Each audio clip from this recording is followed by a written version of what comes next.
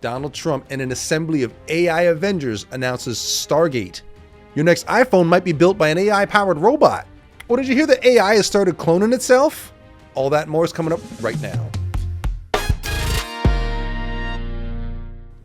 President Trump got in front of everybody. It's week one of his administration, and he's got what look like the Avengers of AI assembled to drop the big news about Stargate, a groundbreaking initiative to build large-scale AI infrastructure with applications across industries, including healthcare and energy. Check this out. By far the leading expert based on everything I read, Sam Altman. So that's great that you're coming in together. That's a massive group of talent and money. Together, these world-leading technology giants are announcing the formation of Stargate. So put that name down in your books, because I think you're going to hear a lot about it. One of the most exciting things we're working on, using the tools that Sam and Masa are providing, is a cancer vaccine. It's very interesting.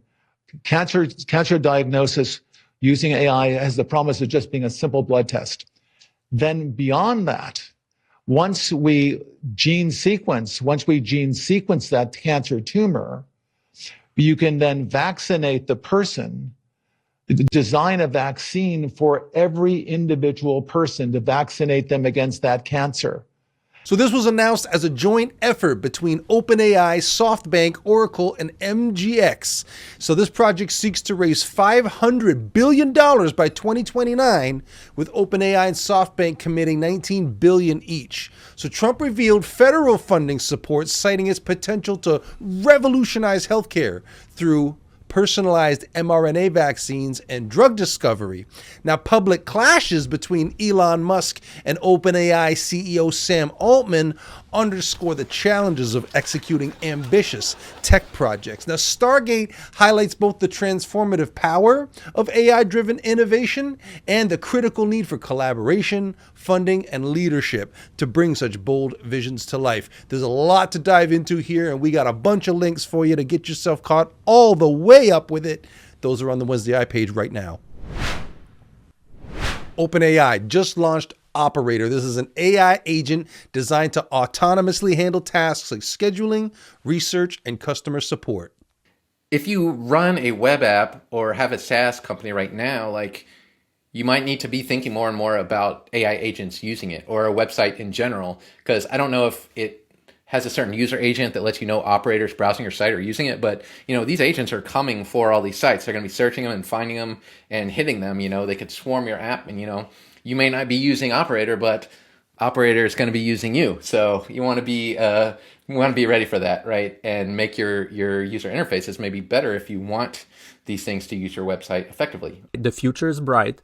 There will definitely be improvements. This is for sure. Maybe 1 year from now, it's totally able to do everything, maybe a little expensive and maybe a little inefficient. And so we will keep wanting to implement some more programmatic things, but maybe it's going to be a part in our toolkit to code those programmatic things, or those fine-tune smaller models and all those things. Now, it's marketed as a hands-free productivity tool, but a lot of the talk on the internet about this right now is around the privacy issues, because OpenAI admits that it may store deleted operator data for up to 90 days for quality and safety purposes. So on the one hand, they're saying that the tool is a major step toward more independent AI systems, but a lot of people are saying it raises questions about data security and how much control users truly have over their information. So some of the cautious types are saying that businesses adopting Operator have to weigh the convenience against potential privacy risks. You can check out all the links with the full info on the WednesdAI page now, and leave a comment. Let me know what you think. Soon your new iPhone might be assembled by an AI-powered robot. Chinese robotics company UB Tech is partnering with Apple supplier Foxconn. It's one of the biggest electronics manufacturers in the world. And soon they're going to automate manufacturing processes using advanced robotics.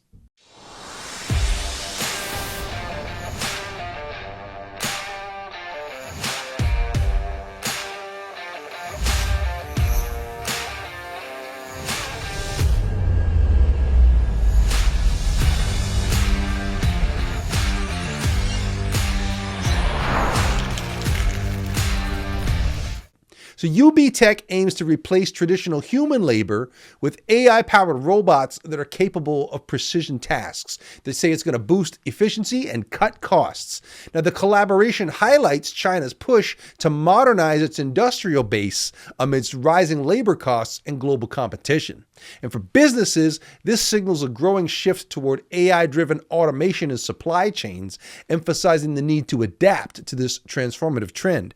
Now, you just saw the S1 model robot in action, and you know that the minute we get any footage of this robot actually making an iPhone, we're going to have it here for you, so stay tuned. Now, we hear a lot about the potential dangers and pitfalls of AI technology taking over more and more aspects of society and how we live. But Reid Hoffman, the LinkedIn co-founder and big-time tech investor, he shared his optimism about AI's potential to positively shape the future.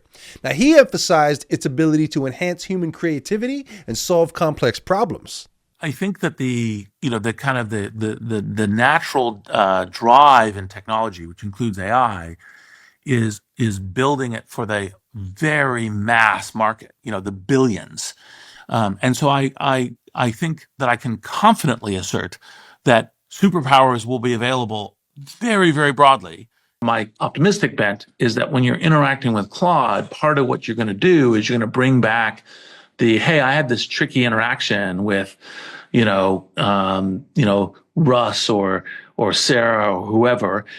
And then Claude will help you debug it and approach it in better ways. It's one of the things that I actually already recommend to people in using. So he highlights examples of AI driving innovation while addressing ethical concerns through collaborative governance. So Hoffman also points out that responsible AI development could create new opportunities for economic growth and social impact. Now, his perspective reflects a belief that balancing innovation with ethical oversight is key to AI's long-term success. You can watch the full interview through the videos that are embedded on the WednesdAI page right now. Mr. Hoffman, you were saying? Because scientists have discovered that AI systems are now capable of cloning themselves, raising concerns about the potential risks. To put it mildly, I kid, but in experiments, 2 large language models were able to replicate themselves with high success rates.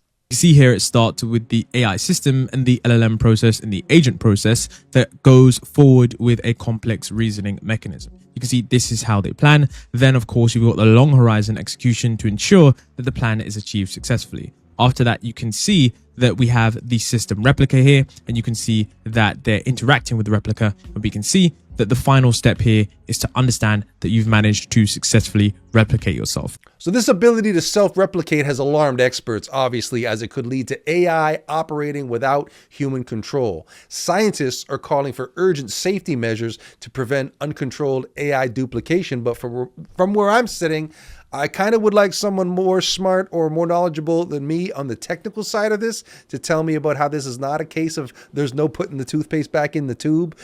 This is going to be a big topic of discussion for all of us, I think. Is this the Terminator thing we've all been talking about? Is Skynet gaining sentience? I don't know. I hope not. But let's continue this conversation going in the comments. And finally, Sir Paul McCartney has come out, and in an interview, he's expressed strong opposition to proposed changes to UK copyright laws that would allow AI companies to use artists' works without explicit permission. When it gets on the streaming platforms, somebody's getting it, and it should be the person who created it. It shouldn't just be some tech giant somewhere. So I think you just have to worry about the rip-off. AI is a great thing, but it shouldn't rip creative people off. There's no sense in that. Why would a government want to do that? I don't get it. About how to and whether to protect the copyright of artists like you. We're the people. You're the government. You're supposed to protect us. That's your job. So, if you're putting through a bill, make sure you protect the creative thinkers, the creative artists. Or you're not going to have them. As simple as that? Let's protect the creative people, yeah. So previously, you needed to get permission in order to use artists' works in the training data for an AI, but the new law would mean that it's an opt-out system where you can use whatever you have access to until the copyright holder explicitly tells you not to. Now, Sir Paul warns that such measures could harm new musicians by stripping them of ownership and revenue from their creations, and he emphasizes the importance of protecting artists' rights to ensure that they benefit from their work. Now, he's out there urging the UK government to reconsider these proposals to safeguard the livelihoods of creative individuals. Love to know what you think about this. In the artistic realm, it's all shades of gray out there, strong opinions on both sides. Would love to hear what you think, so leave me a comment below and let me know. I'm wrapping things up with the videos of the week. First up, she's one of my favorite creators and also one of my friends and collaborators. You saw the Give Me My Money remix we did together. Well, she's back on the show with this new one. I had to show it to you because the kaijus and the Godzilla looks so good. This one is Make It Pink.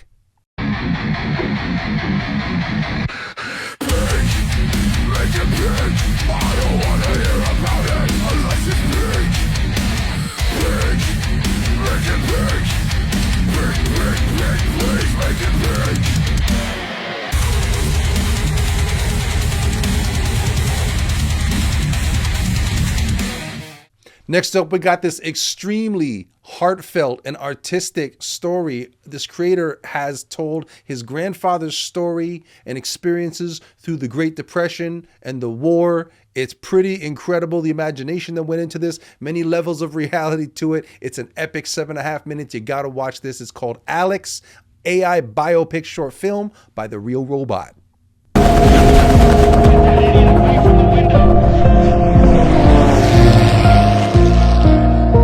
By the time we got to Amsterdam, the Nazis were retreating. So we celebrated, and we made sure the Nazis didn't come back, and we helped keep the peace. Sometimes that meant letting the Dutch handle the Nazi sympathizers their own way.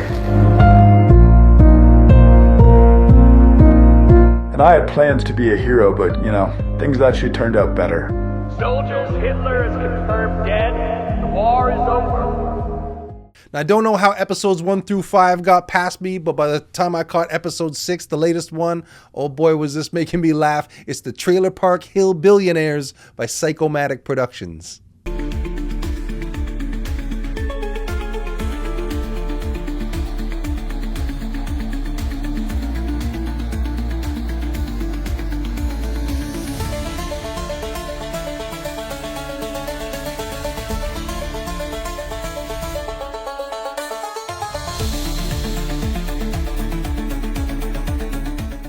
And a lot of these AI generated anime videos that are coming out are blowing me away. They look so good, but not just that they're good, they look authentic. Like in a lot of cases, you wouldn't know they're AI until someone told you. This one looks super great. It's the new series called Vanguard, episode 1 by Jake Russo.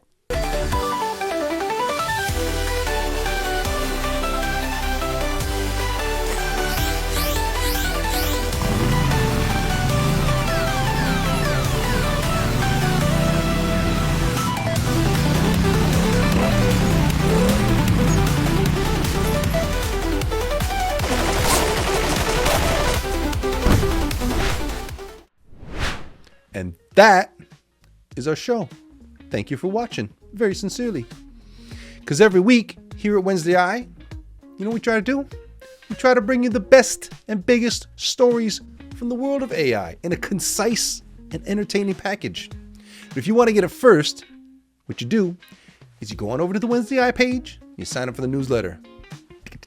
Next thing you know, you get in your inbox, you're the first to know. How about that? Now, if you're making something cool in AI, or you've seen something out there, a tip, you just got to submit. In fact, one of the stories on this show today landed on our radar this exact way. Send us the link. We're on X, Instagram, LinkedIn. Leave a comment on YouTube, wherever you're watching this video. Send us an email.